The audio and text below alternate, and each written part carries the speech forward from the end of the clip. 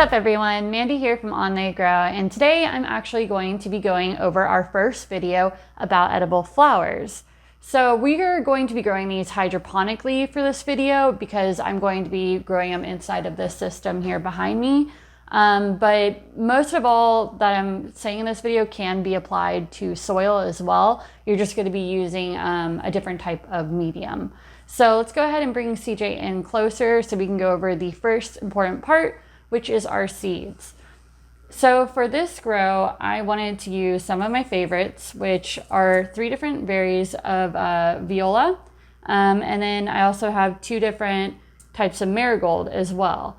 These seeds can be found on johnnyselectseeds.com, and I really enjoy them.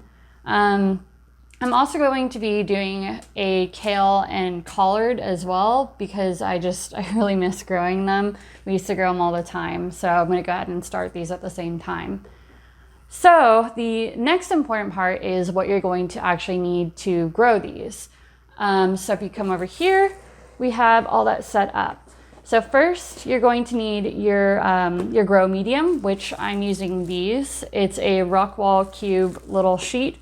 I just prefer Rockwool cubes because they retain water very well. I've tried other things like Oasis cubes, and I didn't like how it worked with the seeds. So next, you're going to need a humidity dome, a 10-20 tray, and then also a heating mat, which get the name of that real quick. So your next step would be to take your 10-20 tray and your Rockwool sheet mat, and you actually want to soak the Rockwool cubes. I did mine in pH balanced water that was between 5 and 6, and you just want to make sure that this is very well saturated, and it does take a lot of water, and that's why this is actually like really heavy whenever you do pick it up. Another thing that I like to do is have little labels so that way I know what's what over time and I don't get them confused. And because I know that I have 7 varieties of seeds and this has 14 pieces right here, I know that I'm going to do 2 rows of each, so I went ahead and spaced that out. Another thing that you will need later down the line if you're doing it hydroponically like I am are these net cubes. Or net cups, sorry, these net cups, because you'll be transferring these into this and then putting it into your system. And also these are the 2-inch net cups that we use to transfer everything into, because these particular Rockwool cubes just fit best in this, and they fit into this guy right here, which once again, we'll go more into that in a later video.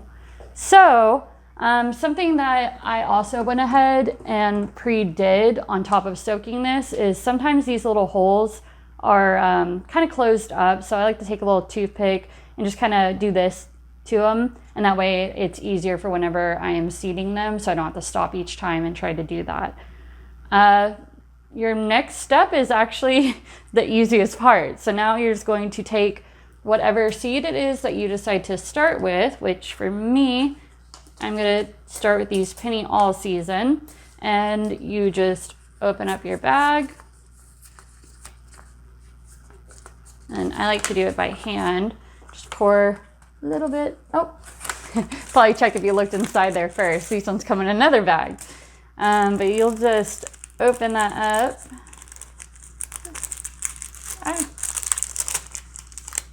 Pour some into your hand. And because these are so tiny, I like to do 2 seeds per. So just try to get 2 seeds. And then I just drop both of those seeds inside that tiny hole. And I repeat this process all the way through. And I just continue that per variety. And if you get bigger seeds, then you can use 1 seed per hole. But usually with your small seeds, you want to do 2 in case one doesn't germinate. Okay, so we're gonna pretend that I already went ahead and seeded this whole entire tray because it does take a while to do that. And we're gonna move into the next step. So your next step would be to take your humidity dome and make sure that these holes are open, and you're going to place it on top of your seeded tray.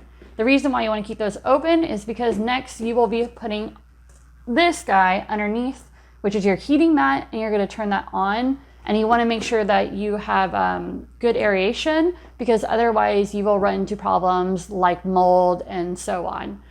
So that's basically it for that part.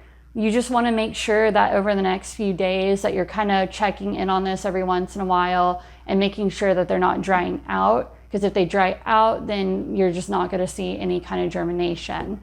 And then also if you see, like, I think it's usually about that much of a little sprout sticking out of the cube, go ahead and take that out and move that over to either another tray or into your system if you have one.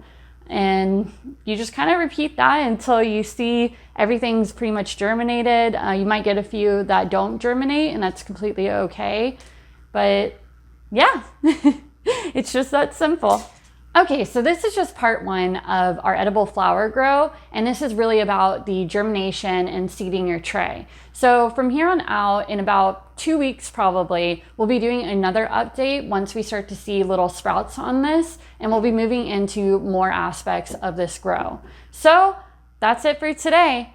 If you like this video, give it a thumbs up. If you dislike it, give it a thumbs down. If you have any questions or comments, please leave them in the section below. And if you'd like to subscribe to us, please do.